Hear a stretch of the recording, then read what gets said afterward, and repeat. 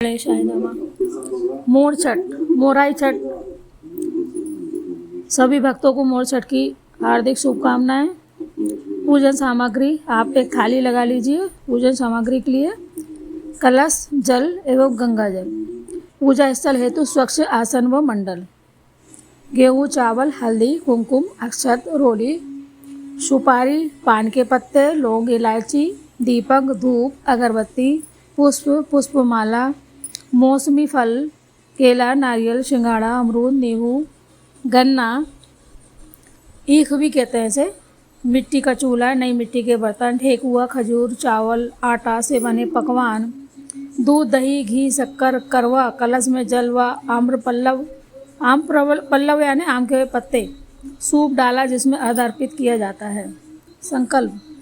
पूजा प्रारंभ करते समय हाथ में जल, पुष्प, अक्षत लेकर यह संकल्प बोला जाता है।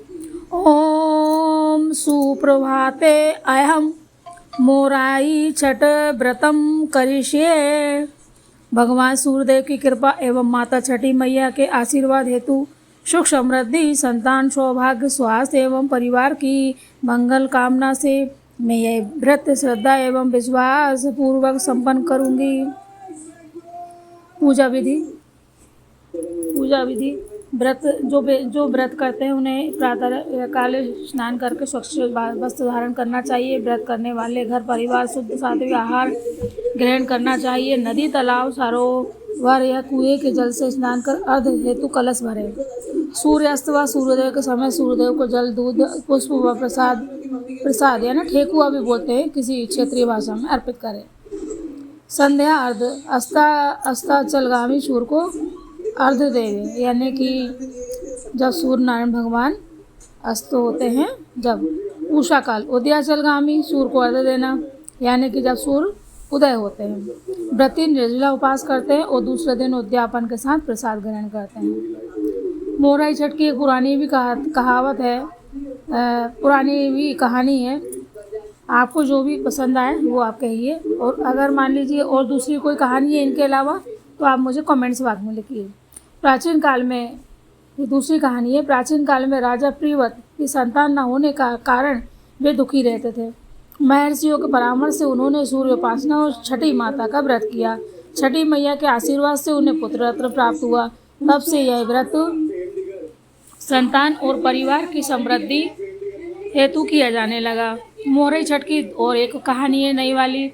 कहा जाता है कि एक गांव में महामारी फैल गई, लोग पीड़ा से ग्रसित होने लगे। तब एक स्त्री ने छठी मैया का व्रत संकल्प किया और पूरे गांव के लिए अर्घ्य चढ़ाया। माँ छठी की कृपा से रोग शांति हुई और गांव में फिर से सुख शांति लौट आई। तभी से यह मान्यता प्रचलित हुई है कि छठी मैया का व्रत केवल संतान सुख ही नहीं बल्कि रोग निवारण, आरोग्य और लोक कल्याण के लिए भी किया जाता है। इस प्रकार से यह छठी मैया की कहानी हुई है।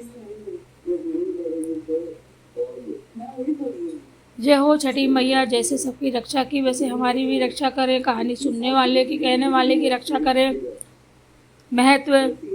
मोर छठ व्रत सूर्योपासना और छठी माता की आराधना है। इससे संतान सुख, पारिवारिक सुख, समृद्धि और आरोग्य प्राप्त होता है।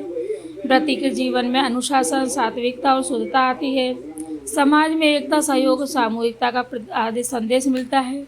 इस व्रत का पालन करने से सुख, शांति, आरोग्य और संतोष मिलता है। बोले छठी मैया की जय।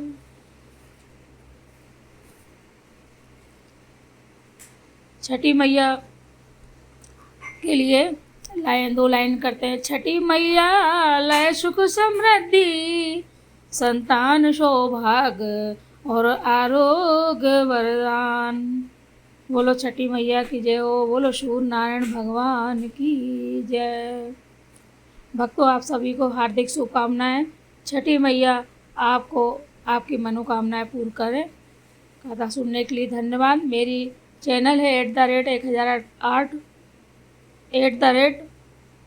दिनकर 1008। मेरे चैनल को लाइक करें, सब्सक्राइब करें, और आपको कुछ भी और दूसरी कहानी अगर चाहिए हो तो मुझे कमेंट्स बॉक्स में आप ज़रूर लिखें।